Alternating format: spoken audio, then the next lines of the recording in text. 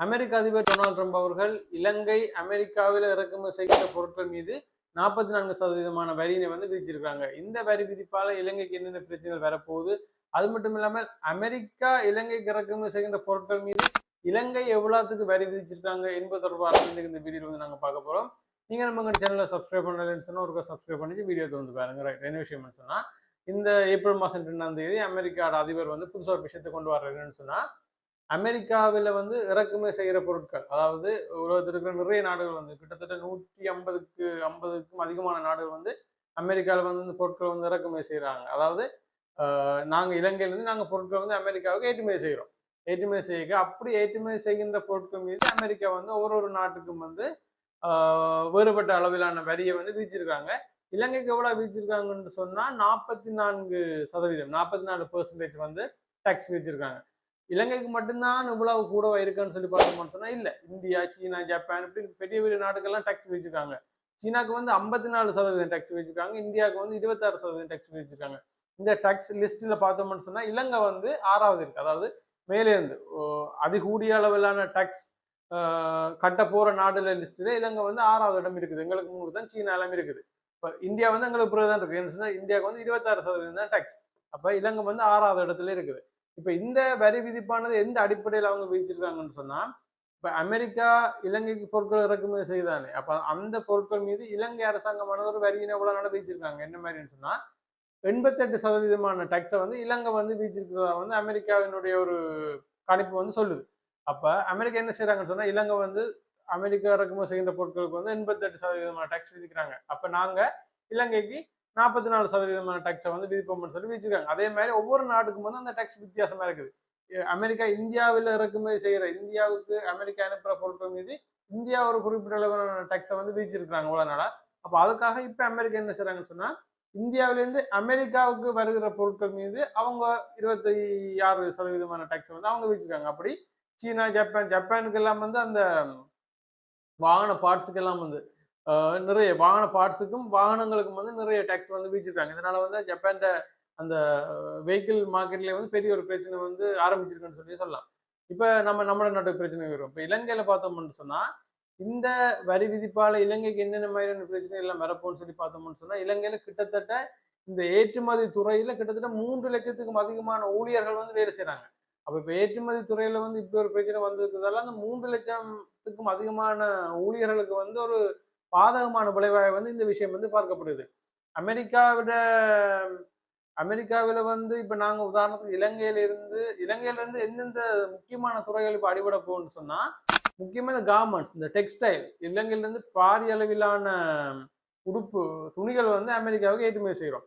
அப்படி நாங்க ஏற்றுமதி செய்யற துணிகளுக்கு எல்லாத்துக்கும் 44% டாக்ஸ் கட்ட வேண்டி இருக்குன்னு சொன்னா, உதாரணத்துக்கு இவ்வளவு நாளா அமெரிக்காவில் இருக்கிற மக்கள் $100 கொடுத்து வாங்கின உடுப்பை இனிமேல் அவங்க 144, உதாரணத்துக்கு சொல்றேன், $144 கொடுத்து வேண்ட வேண்டி இருக்கும். அப்ப இதனால அங்க எங்களுடைய பொருட்களுக்கான விலை அதிகமா இருக்க போகுது. இப்ப விலை அதிகமா இருக்குன்னு சொன்னா நாங்க எங்களுடைய உற்பத்தி செலவை குறைக்கலாம். ஏன்னு சொன்னா உற்பத்தி செலவை குறைச்சா அந்த பொருளின் தரம் குறையும். அந்த கார்மெண்ட்ஸ், அந்த உடுப்பின் துணியின் தரம் குறையும். அப்ப அமெரிக்கர்கள் தரம் குறைஞ்ச பொருட்களையும் கொள்வனவு செய்ய மாட்டார்கள். அங்க இருக்கிற வாடிக்கையாளர் நுகர மாட்டார்கள். அப்ப தரமும் குறைக்கலாது, அதே நேரத்துல உற்பத்தி செலவையும் குறைக்கலாது. அதே நேரத்துல எங்களுடைய பொருட்களுக்கான விலையும் அமெரிக்கால கூட போகுது. அப்ப பொருட்களுக்கான விலை கூடினா என்ன நடக்கும்னு சொன்னா, அங்க இருக்கிற மக்கள் $100 கொடுத்து வாங்கின உடுப்பை இனிமேல் $144 கொடுத்து வேண்டதுக்கு யோசிப்பார்கள். இதனால என்ன நடக்கும்? கேள்வி குறையும். அதனால எங்களுடைய அங்க இருக்கிற எங்களுடைய பொருட்கள் விற்பனை செய்யற அளவு குறையும். இதனால எங்க பிரச்சனை வரும்னு சொன்னா, எங்களுடைய வருவாயெல்லாம் பிரச்சனை வரப்போகுது. எங்களுடைய ஏற்றுமதியில பிரச்சனை வரப்போகுது. அந்த ஏற்றுமதி ஊழியர்களுக்கு சரியான சிக்கலான ஒரு விஷயம் அமைய போகுது. அது மட்டும் இல்லாம இலங்கையில இருந்து மொத்த ஏற்றுமதி செய்யப்படுகின்ற வீதத்துல அமெரிக்காவுக்கு மட்டும் கிட்டத்தட்ட 25% ஏற்றுமதி நாங்க அமெரிக்காவுக்கு செய்யறோம். அதாவது இலங்கையில இருந்த பொருட்களை நாங்க இலங்கையை விட்டு மிச்ச நாடுகளுக்கு ஏற்றுமதி செய்யறோம் தானே. அப்படி அந்த ஏற்றுமதி செய்யற அந்த பொருட்களோட வீதத்துல 25% வீதம் நாங்க அமெரிக்காவுக்கு மட்டுமே இறக்குமதி செய்யறோம். அப்ப அமெரிக்காவுக்கு ஏற்றுமதி செய்யறோம். அப்ப நாங்க அமெரிக்காவுக்கு ஏற்றுமதி செய்யற அந்த பொருட்கள்ல இப்ப 44% டாக்ஸ் விதிச்சாங்கன்னு சொன்னா, இதனால இலங்கையில அந்த ஏற்றுமதியில ஒரு சரிவு கட்டாயம் சந்திக்க வேண்டி இருக்கு. ஏன்னு சொன்னா அங்க விலை கூட வரப்போகுது. எங்களோட பொருட்கள் எல்லாம் அமெரிக்கால விலை கூட வரப்போகுது. இப்ப எங்கட பொருட்களுக்கு மட்டும்தான், இலங்கைக்கு மட்டும்தான், அல்லது இந்தியா, சீனா, ஜப்பான் இந்த நாடுகளுக்கு மட்டும்தான் இந்த பிரச்சனை வருமானு சொன்னோம்னா இல்ல. அமெரிக்காவுக்கு இந்த பிரச்சனை வந்து வரப்போகுது. ஏன்னு சொன்னா அமெரிக்கா வந்து கிட்டத்தட்ட ஆப்பிள் ப்ராடக்ட் இருக்குதானே, ஆப்பிள் ப்ராடக்ட் எல்லாமே வந்து ஐபோன், மேக்புக், ஆப்பிள் ப்ராடக்ட் எல்லாம் எல்லாத்தின் உதிரி பாகங்கள் வந்து நிறைய சீனாவிட்ட இருந்து பண்றாங்க, இந்தியாவில இருந்து பண்றாங்க. அப்ப இப்படில இவங்க வேண்டிய என்ன நடக்க போகுதுன்னு சொன்னா கிட்டத்தட்ட 50% அதிகமான ஸ்பேர் பார்ட்ஸ் எல்லாம் வந்து சீனாட்ட இருந்து தான் ஆப்பிள் கம்பெனி வந்து பண்றாங்க. வேண்டி அவங்க அங்க வச்சு அதை மிச்ச விஷயங்கள் செஞ்சு அசம்பிள் பண்ணி அது வந்து திரும்ப மார்க்கெட்டுக்கு கொண்டு வராங்க. இதனால என்ன நடக்க போகுதுன்னு சொன்னா இந்த ஆப்பிள் ப்ராடக்டோட விலை எல்லாமே வந்து கூட போகுது. ஏன்னு சொன்னா சீனாவுக்கு கிட்டத்தட்ட 54% டேக்ஸ் இருக்குது. அப்ப $100 கொடுத்து வேண்டின பார்ட்ஸ் வந்து இனிமேல் $154 கொடுத்து வேண்ட வேண்டி இருக்க போகுது ஆப்பிள்.